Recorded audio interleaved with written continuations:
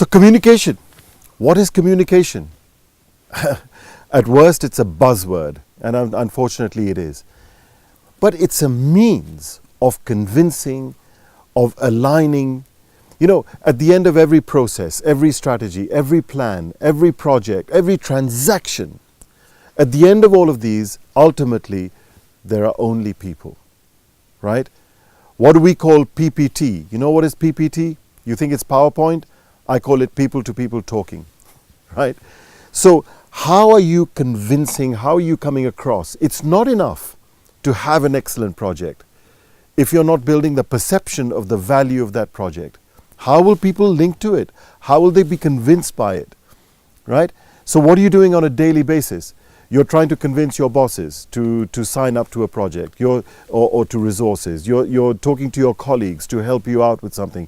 You're speaking to your clients. You know, either introducing a new project, a new product, or indeed solving a problem, or just getting them to see things and be able to say no to someone as well.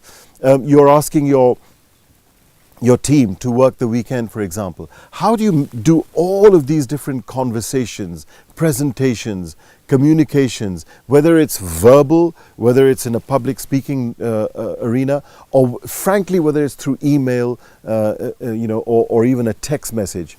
But that communication has a very big impact on the, if you like, the emotional makeup, the perception, the psyche of every individual that you're communicating with.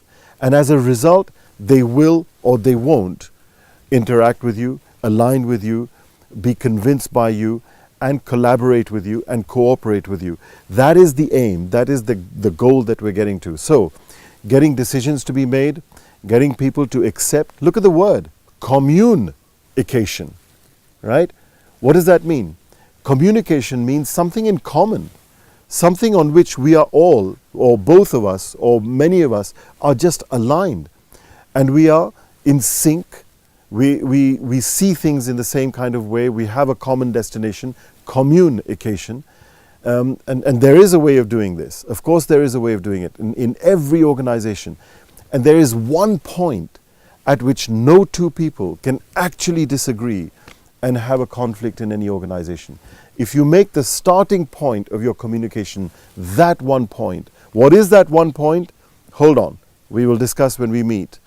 But there is one point of zero conflict where communication starts and it becomes smooth in every conversation, in every presentation, in every written communication, and you get the job done.